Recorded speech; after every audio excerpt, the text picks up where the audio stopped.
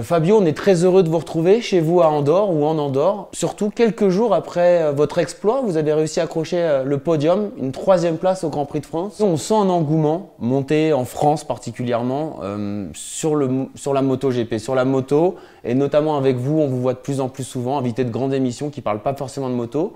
Est-ce que vous le ressentez et est-ce que ça vous fait plaisir? On imagine que oui, forcément. Oui, forcément, ça me fait vraiment plaisir. Surtout voilà, de voir que le sport mécanique en France monte de plus en plus.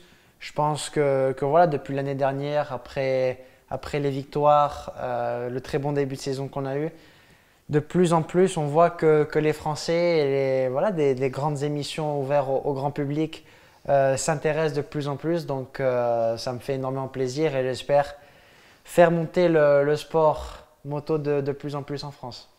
Pour les gens qui ne vous connaissent pas, je voulais repartir aux racines de votre amour de la moto. Comment vous êtes venu à faire de la moto à ce niveau-là? C'est depuis tout gamin, vous êtes monté sur un guidon, c'est une histoire de famille, de copains. Comment ça s'est passé pour vous? Alors c'est une histoire de famille. Mon père était pilote de moto. Il n'est pas arrivé au top niveau, mais c'est lui qui m'a mis sur une moto à l'âge de 4 ans. Et voilà, il m'a tout appris de l'âge de 4 ans jusqu'à 14. C'était des moments difficiles parce que j'ai fait des championnats en Espagne. On faisait pratiquement 100 000 km par an pour faire des entraînements, des courses. Et c'est parti de là à faire des entraînements en Espagne, en France, à faire des courses jusqu'à arriver au championnat du monde. Donc voilà, si je suis là aujourd'hui, c'est grâce à mon père qui a décidé vraiment de me mettre sur une moto. On voit que chez tous les champions en sport mécanique, quelle que soit quasiment la discipline, il y a une histoire de famille au départ et il y a aussi beaucoup de sacrifices derrière. Vous l'avez évoqué, mais vous avez une grande partie de votre vie qui s'est faite en Espagne. Vous avez dû partir. Comment ça s'est passé? Alors, je ne suis pas parti très longtemps, mais c'est vrai que j'ai dû laisser mes parents. J'ai dû partir, on va dire, de chez mes parents à l'âge de 13-14 ans. Je suis parti 2 ans en Espagne. Et voilà, mais c'était très difficile parce que j'avais pas d'amis, j'avais juste mon entraîneur. Je faisais des cours à domicile. J'ai réussi à avoir mon brevet en Espagne, mais voilà, c'était entraînement, école, maison, et c'était 2 années difficiles où voilà, j'ai pas pu vraiment profiter de ma famille, de mes amis, mais c'est des sacrifices qui ont été importants pour moi pour arriver en MotoGP ou en championnat du monde. Mais ce qui est sûr, c'est que voilà, c'était vraiment pas des années faciles. Vous gagnez tout en Espagne. Vous faites un nom ici. Quel avenir on vous promettait déjà? Parce que c'est tout jeune, hein, 14 ans on parle. Ouais, même avant. Mon surnom déjà, il vient quand j'avais 7 ans. J'avais un diable sur un casque réplica et un de mes adversaires m'appelait le Diablo. Et voilà, quand on a 7-8 ans, on termine la moto, on va jouer au foot, on va faire du vélo. Et après, on était voilà, une trentaine d'enfants à jouer au foot et tout le monde m'appelait comme ça. Et après, c'est vrai que 14-15 ans, j'ai réussi vraiment à gagner beaucoup de choses en Espagne, à faire des choses exceptionnelles. Donc c'est vrai que ma carrière a très bien commencé dans un championnat qui est vraiment renommé avant de rentrer en championnat du monde. Alors justement, quand vous arrivez en MotoGP, vous éblouissez tout le monde tout de suite et vous n'avez pas forcément la meilleure moto. Comment vous vivez ce début justement de carrière dans la catégorie Red? Oui, surtout en 2019, je venais d'une saison de Moto2 qui était bien mais pas exceptionnelle. Donc c'est vrai que voilà, l'objectif au début c'était commencer à faire des top 10, rentrer en Q2. Et voilà, c'était quand même exceptionnel déjà d'avoir fait des très bons débuts, surtout au Qatar où j'ai pu me qualifier 5e, ma première pole position au 4e Grand Prix. C'était des débuts vraiment, vraiment positifs et exceptionnels pour moi. Et petit à petit, c'est passé par des podiums, par des très belles bagarres en fin de saison. Mais voilà, c'est vrai que j'étais surpris. Mais voilà, vaut mieux être surpris dans ce sens-là que dans l'autre. Et la France vous découvre justement aussi pilote ultra jeune, parce que c'est quoi? C'est 19 ans le MotoGP. et hypersensible. Il y a cette fameuse image qu'on connaît tous où la moto, si elle, je ne sais pas si elle cale ou si elle démarre plus en tout cas, et on vous découvre justement hyper passionné et hypersensible. Mais on sent que vous avez aussi un peu mûri depuis. Il y a un chemin qui a parcouru entre le Fabio qu'on a vu à cette époque-là, c'est celui qui a gagné peut-être aussi. Surtout, on passe que voilà, c'était ma première course. J'ai calé, c'est de ma faute. Et la différence, c'est que j'ai pris beaucoup d'expérience. Je cale plus non plus. Mais le plus important, c'est que voilà, une année en MotoGP, on apprend énormément de choses. Je rentre dans ma 3e saison. Et sincèrement, oui, j'ai changé pas énormément de choses, mais surtout, voilà, niveau mental, je me sens beaucoup plus fort et beaucoup plus calme aussi. Et je pense que c'est quelque chose qui aide énormément dans ce monde-là.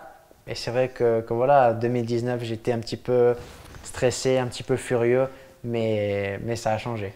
Vous êtes un peu au début le roi de la pole et on attend votre première victoire, et vous aussi d'ailleurs.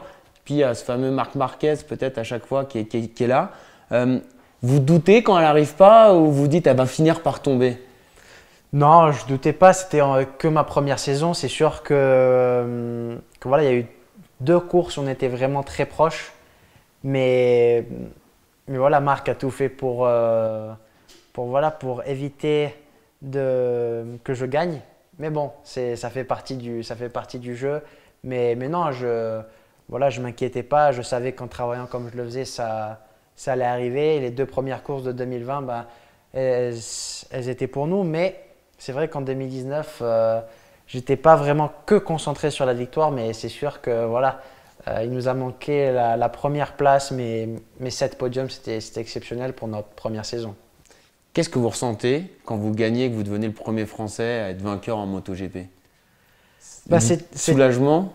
Pas vraiment un soulagement. Je savais qu'on avait le potentiel pour gagner et que tôt ou tard, elle arriverait cette victoire. Et on en a gagné 2 en l'espace de 1 semaine. Alors, c'était un moment exceptionnel pour moi. Surtout, voilà, 2 courses d'affilée sur le même circuit. On a réussi à avoir les 2. Mais sincèrement, j'étais tellement dans ma bulle, et surtout avec des conditions comme on a eu avec le Covid, c'était difficile de vraiment en profiter. Mais voilà, quand on a 1 semaine, 2 semaines de recul, on sait qu'on a fait quelque chose de vraiment cool. Comment vous expliquez que vous êtes adoubé par les plus grands dès le début quasiment? C'est cette première saison qui est déjà brillante. Il y a l'année dernière. On voit beaucoup de mots gentils des plus grands pilotes de l'histoire. On pense aussi à Valentino qui a souvent des mots sympas. Comment vous le prenez ça? Surtout en pensant à Valentino, c'est mon idole depuis tout petit. C'est, on va dire, lui qui m'a un petit peu donné envie d'être pilote MotoGP, de vraiment y arriver. Et voilà, d'avoir déjà une relation avec lui, de pouvoir même faire un échange de casque avec lui. Il y a moins d'1 mois, c'est exceptionnel de parler à son idole et de voir ce qu'il pense de toi, c'est exceptionnel. J'aimerais revenir avant d'aborder cette saison et ce qu'on peut espérer au rapport à la vitesse, parce qu'on a expliqué les débuts, c'est une histoire de famille, mais qu'est-ce qui vous a plu dans la moto? C'est des sensations exceptionnelles, c'est un monde à part les motards, il suffit de vous voir. Certains disent que vous êtes tous un peu fous, vous avez un rapport à la douleur très particulier, au courage. Qu'est-ce qui vous a plu dans la moto? Sincèrement, l'adrénaline qu'on a même depuis tout petit, c'est-à-dire de vraiment aller vite. Et après, c'est sûr, quand on a 5, 6 ans, 7 ans, 8 ans, ça dépend de la catégorie où on est, mais déjà, voilà, à chaque fois qu'on fait un step, ça va de plus en plus vite, mais on prend de plus en plus d'expérience. Donc, voilà, c'est l'adrénaline d'aller de plus en plus vite, de plus en plus vite. Et voilà, là, je suis arrivé au plus haut. Les motos vont pas plus vite. Il y a toujours de l'évolution, mais c'est quand même exceptionnel d'arriver au bout de ligne droite à 350 km/h et savoir qu'il faut freiner le plus tard possible pour faire le virage. Et ça, c'est exceptionnel. Prendre des virages à plus de 200 km/h, l'adrénaline, elle est exceptionnelle, elle est incroyable. Qu'est-ce que vous ressentez dans le corps? Parce que nous, on n'a jamais connu ces sensations et j'imagine que très peu de gens qui nous regardent. Qu'est-ce qu'on ressent quand on prend 350 km/h en ligne droite et qu'on n'a aucune carrosserie autour de soi et qu'on va freiner avec ses 2 bras, quoi? La vision, qu'est-ce que c'est quoi ce monde? C'est un monde… Il y a tout qui se resserre. Quand on est à cette vitesse, on voit les choses passer super vite, mais il faut vraiment être concentré sur le point de freinage et essayer de freiner le plus tard possible. Mais c'est vrai que la première fois que j'ai essayé une MotoGP et voir l'accélération, pour moi, c'est plus impressionnant de 80 à 300 km/h qu'arriver à 350. Mais de 80 à 300 km/h, c'est super rapide. J'ai mis beaucoup de temps à m'adapter. Quand j'étais en Moto 2, il m'a fallu voilà, une quinzaine de tours pour m'adapter à la vitesse. Là, j'ai plus eu besoin de 3-4 jours de roulage avant vraiment de m'habituer à la vitesse. Donc, non, c'est incroyable la sensation qu'on a à cette vitesse et surtout, voilà, tous les paramètres qu'il faut penser pour aller vite sur une MotoGP. C'est pas que penser à aller à fond, on doit penser à l'électronique, à bien chauffer les freins, aux pneus, à la vitesse, aux maps de frein moteur, map moteur, c'est un autre monde. Ça rend un peu accro justement la vitesse, ça rend un peu fou ou pas? Bon, je pense qu'on est tous un petit peu fous de base, mais vraiment où on prend beaucoup d'expérience, c'est là où dans la catégorie Moto 3 et Moto 2, on se dit voilà, du début à la fin, on va à fond. Et en MotoGP, il y a un planning de map, il faut qu'on se rappelle des virages où ça change. On a 3 possibilités de frein moteur, de traction de contrôle, énormément de paramètres qu'on doit penser, mais surtout on doit penser à aller vite. C'est ça, il y a plein de choses à penser et je pense que ça, la phase de Moto 2 à MotoGP, c'est ça qui a été compliqué à vraiment être concentré à faire les choses bien pour être le plus rapide du début jusqu'à la fin.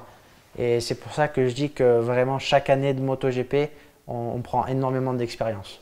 Pour en revenir à cette saison, on a en face de nous le leader du championnat du monde.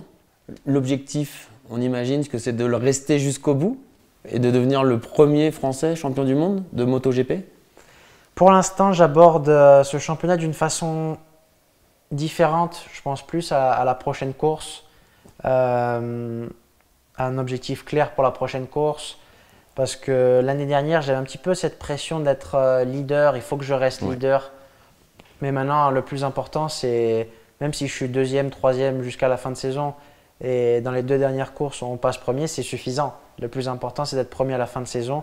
Mais je pense qu'en ce moment, le plus important, c'est de se dire voilà, la prochaine course en Italie, qu'est-ce que je veux faire en Italie? Me battre pour le podium ou pour la victoire. Et pas penser bon, je suis premier, il faut que je calcule qui c'est le deuxième. Il ne faut rien calculer. Je pense que les 10 premières courses, même un petit peu plus, on doit les prendre comme la première. Et si on a une chute, voilà, on sait qu'on a tout tenté. Et aussi pas faire des erreurs stupides. Si on voit qu'on n'a vraiment pas la possibilité de gagner, on y va tranquille. Mais si on voit une petite chance, il faut y aller. Ça reste un rêve quand même. On imagine, vous n'êtes pas pilote de MotoGP. Bien sûr. Le but, c'est d'être champion du monde. Un jour, peut-être pas… Un jour, cette année, l'année prochaine, dans 2 ans, dans 3 ans. Et l'objectif, c'est d'être champion du monde. C'est un rêve de gosse. Et c'est pour ça que je suis là aujourd'hui. Je ne suis pas là pour faire figuration. Je suis là pour gagner. Je suis là pour me battre pour le championnat. Mais c'est clair que voilà, un objectif clair, c'est d'être champion du monde.